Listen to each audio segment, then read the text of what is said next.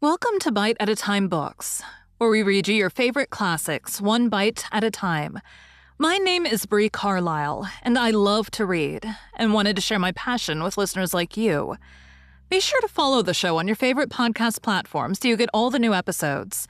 Or you can follow the show on YouTube, where we have playlists for all the stories.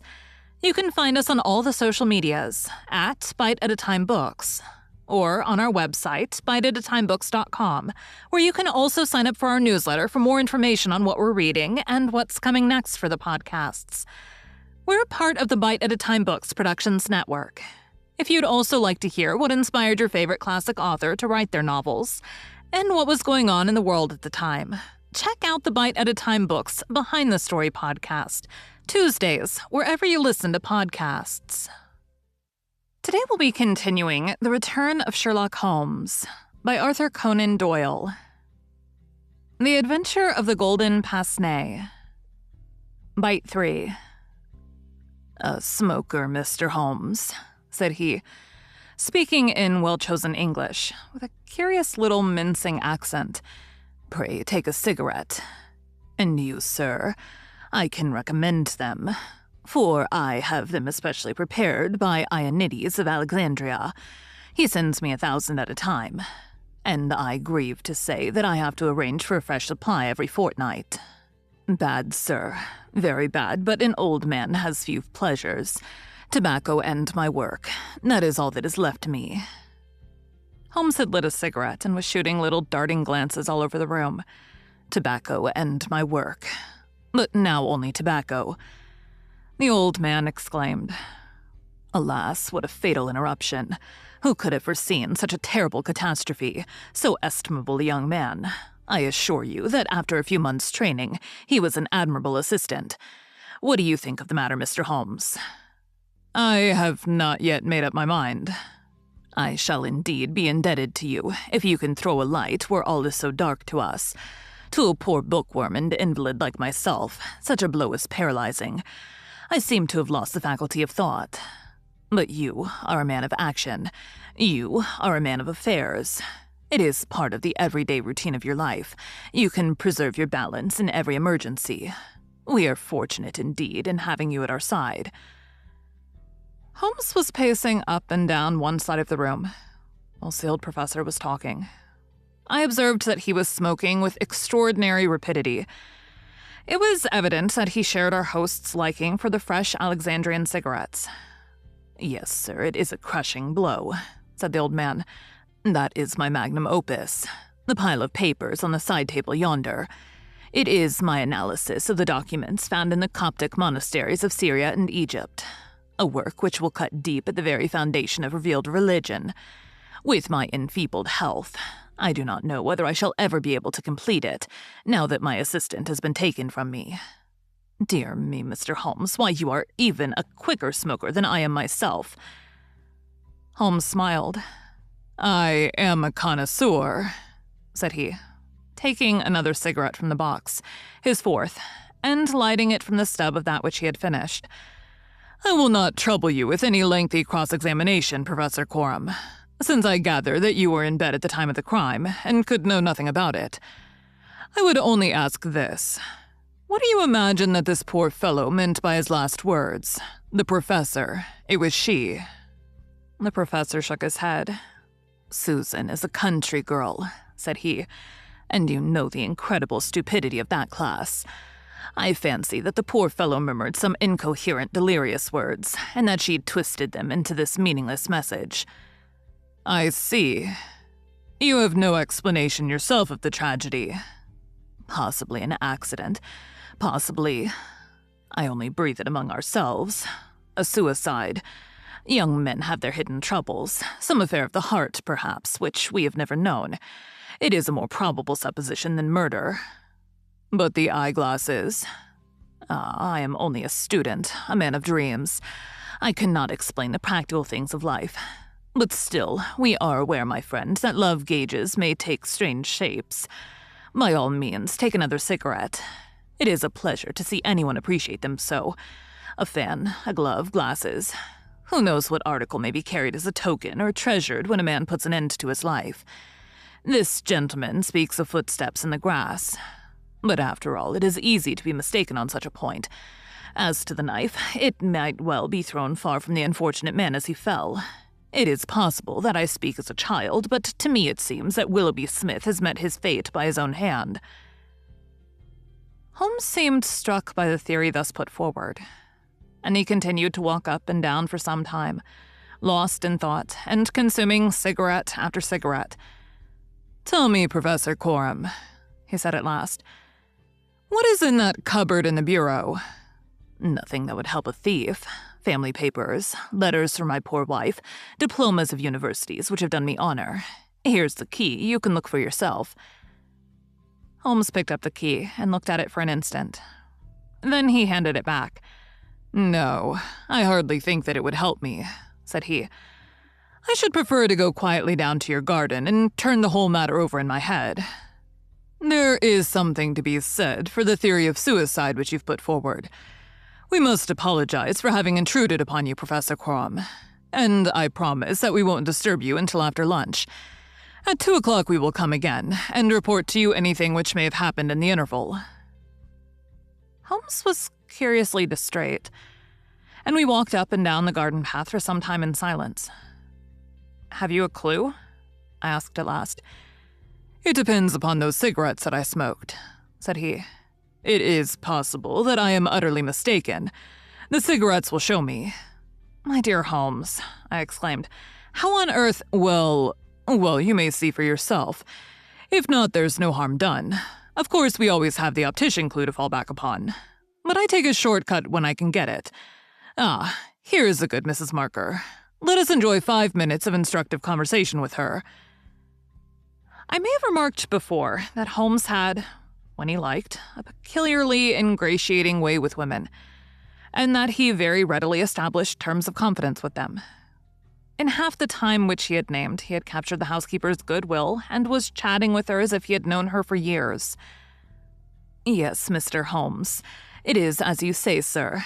He does smoke something terrible, all day and sometimes all night, sir. I've seen that room of a morning. Well, sir, you'd have thought it was a London fog. Poor young Mr. Smith, he was a smoker also, but not as bad as the professor. His health— well, I don't know that it's better nor worse for the smoking." "Ah," said Holmes, "but it kills the appetite." "Well, I don't know about that, sir." "I suppose the professor eats hardly anything." "Well, he is variable, I'll say that for him." "I'll wager he took no breakfast this morning and won't face his lunch after all the cigarettes I saw him consume." "Well, you're out there, sir, as it happens. For he ate a remarkable big breakfast this morning. I don't know when I've known him make a better one. And he's ordered a good dish of cutlets for his lunch. I'm surprised myself, for since I came into that room yesterday and saw young Mr. Smith lying there on the floor, I couldn't bear to look at food.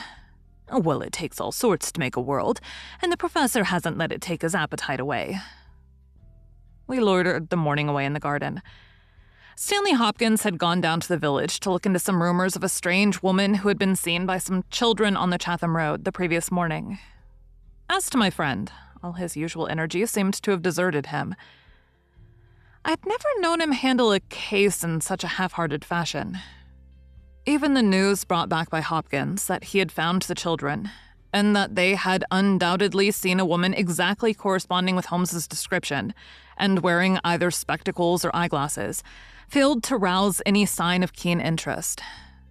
He was more attentive when Susan, who waited upon us at lunch, volunteered the information that she believed Mr. Smith had been out for a walk yesterday morning, and that he had only returned half an hour before the tragedy occurred. I could not myself see the bearing of this incident, but I clearly perceived that Holmes was weaving it into the general scheme which he had formed in his brain. Suddenly, he sprang from his chair and glanced at his watch. 2 o'clock, gentlemen," said he. "We must go up and have it out with our friend, the professor." The old man had just finished his lunch, and certainly his empty dish bore evidence to the good appetite with which his housekeeper had credited him. He was, indeed, a weird figure as he turned his white mane and his glowing eyes towards us. The eternal cigarette smoldered in his mouth. He had been dressed and was seated in an armchair by the fire. "Well, Mr. Holmes, have you solved this mystery yet?" He shoved the large tin of cigarettes which stood on a table beside him towards my companion. Holmes stretched out his hand at the same moment, and between them they tipped the box over the edge. For a minute or two, we were all on our knees retrieving stray cigarettes from impossible places. When we rose again, I observed Holmes's eyes were shining and his cheeks tinged with color. Only at a crisis have I seen those battle signals flying. "Yes," said he, "I have solved it." Stanley Hopkins and I stared in amazement. Something like a sneer quivered over the gaunt features of the old professor. "Indeed, in the garden?" "No, here." "Here, when?" "This instant." "You are surely joking, Mr. Sherlock Holmes. You compel me to tell you that this is too serious a matter to be treated in such a fashion." "I have forged and tested every link of my chain, Professor Quorum, and I'm sure that it is sound. What your motives are, or what exact part you play in this strange business, I'm not yet able to say. In a few minutes, I shall probably hear it from your own lips. Meanwhile, I will reconstruct what is past for your benefit, so that you may know the information which I still require. A lady yesterday entered your study. She came with the intention of possessing herself of certain documents which were in your bureau. She had a key of her own. I have had an opportunity of examining yours, and I do not find that slight discoloration which the scratch made upon the varnish would have produced. You were not an accessory, therefore. And she came, so far as I can read the evidence, without your knowledge to rob you." The professor blew a cloud from his lips. "This is most interesting and instructive," said he. "Have you no more to add? Surely, having traced this lady so far, you can also say what has become of her." "I will endeavor to do so. In the first place, she was seized by your secretary and stabbed him in order to escape. This catastrophe I am inclined to regard as an unhappy accident, for I am convinced that the lady had no intention of inflicting so grievous an injury. An assassin does not come unarmed.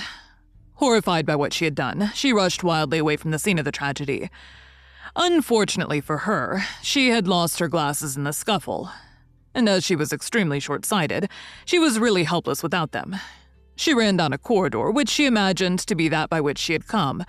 Both were lined with coconut matting, and it was only when it was too late that she understood that she had taken the wrong passage, and that her retreat was cut off behind her. What was she to do? She could not go back. She could not remain where she was. She must go on. She went on. She mounted a stair, pushed open a door, and found herself in your room." The old man sat with his mouth open, staring wildly at Holmes. Amazement and fear were stamped upon his expressive features. Now, with an effort, he shrugged his shoulders and burst into insincere laughter. "All very fine, Mr. Holmes," said he, "but there is one little flaw in your splendid theory. I was myself in my room, and I never left it during the day." "I am aware of that, Professor Quorum." "And you mean to say that I could lie upon that bed and not be aware that a woman had entered my room?" "I never said so. You were aware of it. You spoke with her. You recognized her. You aided her to escape." Again, the professor burst into high-keyed laughter. He had risen to his feet, and his eyes glowed like embers. "You are mad," he cried. "You are talking insanely. I helped her to escape. Where is she now?"